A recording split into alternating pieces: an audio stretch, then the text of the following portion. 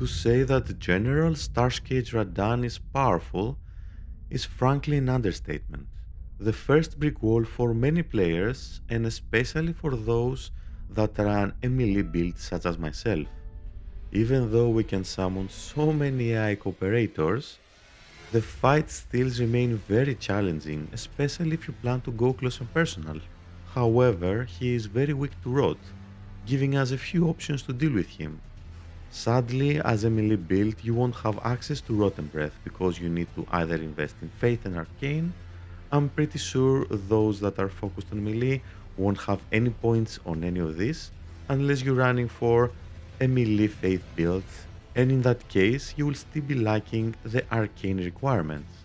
Another option would be to use Rodbone crafted arrows to inflict rot that way. However, in early game, there is no consistent way to farm Aeonian butterflies.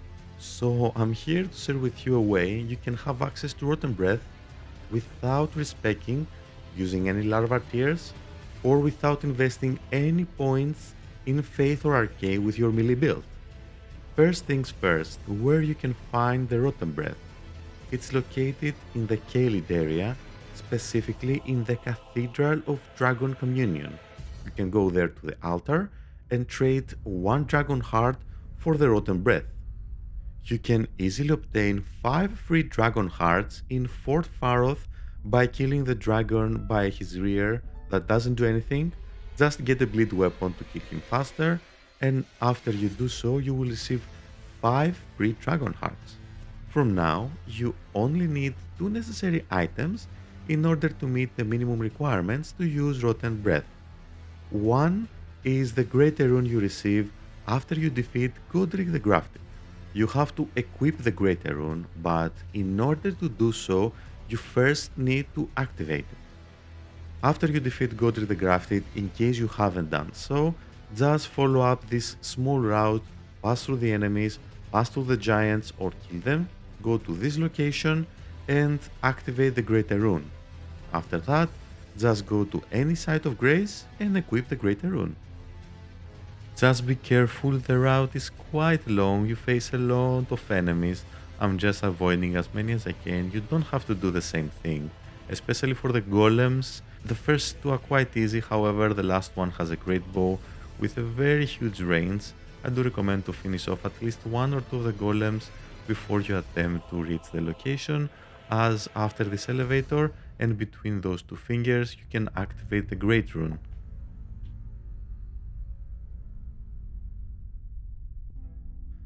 Once you equip it, be warned, you won't get the full benefit until you use a consumable named Rune Arc. This will help you activate the full potential of the greater rune until death or until you switch to another greater rune, and in this case, +5 to all stats. The second item is a talisman located in an underground area from Limgrave. You can have access very early by going from either Fort High West or the third church of Marika into this tree. Take the elevator and you will immediately gain access to that area. You can easily fast travel to the either above or underground map by pressing the R3 button, or otherwise known as the lock target button. In case you're not interested in exploring the area, I do highly recommend to revisit later because there are a couple of nice boss fights and items. However, if you're interested in only getting the talisman, just follow this simple route. First we need to get to the next elevator and go up. After that, just follow this route so you can get to the first available site of grace. The map will be helpful, so just go nearby in this pillar and get it. From the site of grace, you can ignore everything and go to the right. Be aware there will be many enemies spawning. Be extra careful for the ones that shoot you with a bow. They have a huge range, they deal a lot of damage, so be extra careful. Go to the right, avoid as many enemies, go to this pillar, get on top of it and go to this location where you will find a waygate. As soon as you use it, you can have access to the necessary area where you will find the item we finally need. Follow this route and stick to the right. There is a boss nearby, you don't have to aggro or engage it, as long as you're far away from it. Go to this waterfall, and underneath there is a body and the item we need, the Marika Scarseal. By equipping this and activating one rune arc, we'll meet the minimum requirements to use Rotten Breath. You need one sacred seal in order to cast it, and one is sold in the Twin Maidens in the Round Table Hall. In case you are afraid that you will run out of rune arcs, there is a very easy farm method, however you have to play online. You can place your summon sign usually outside the boss area, where you will definitely get summon. In the Celia Town of Sorcery outside this boss area is quite nice. Use the Tarnished Furl Finger, a reusable item you get very early in the game, and just wait for your summon. In case you're around busy hours, you will get very frequently summoned. If you have your Greater Rune activated, don't worry, although you don't get the benefit while summoned, once you return to your world you will still have it activated.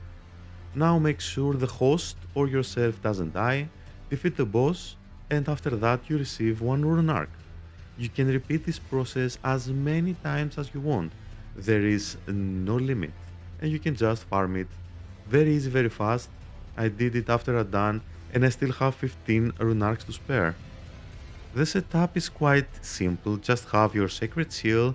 For the shield I did choose to have the Great Turtle Seal to give me some stamina regen, the Marika Scarseal to have the minimum star requirements. For the talismans, I do like the Green Turtle Talisman for some more stamina regen, Erdri's Favor, or in case you don't have enough FP, consider using, if you have it, the Cerulean Amber Medallion, so you can have at least 3 casts of Rotten Breath that will make the fight quite easier.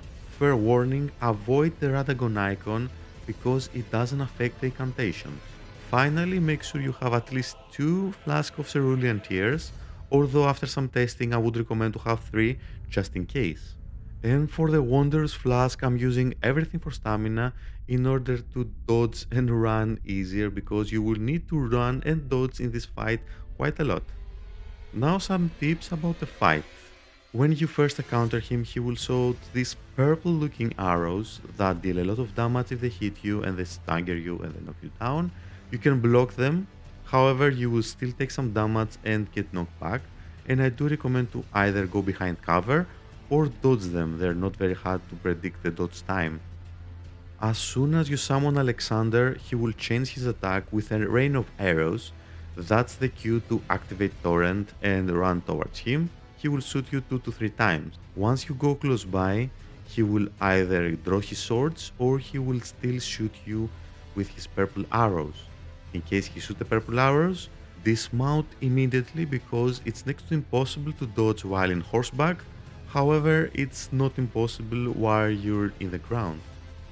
There are 2 phases. The first is pretty straightforward, let the NPCs get the aggro and only close by to apply rot. The range is pretty decent, so you don't actually have to go so close. Sometimes you may need 2 casts in order to apply the rot. Be careful, after a cast you can get aggro, so be ready to just run away. Once he is affected by rot, you will see a cloud around him and constantly taking damage over time. You don't need to do anything else other than run away and summon any NPCs that die. Their summoning signs will usually appear near these transparent banners, so you don't have to actually look out throughout the huge battlefield. Just go near these banners, they're gold and they're very easy to locate. Once he reaches 50% health, he will just leap into the air, stop taking damage, and this is your cue to resummon every single NPC. Be careful, he will just come back like a comet.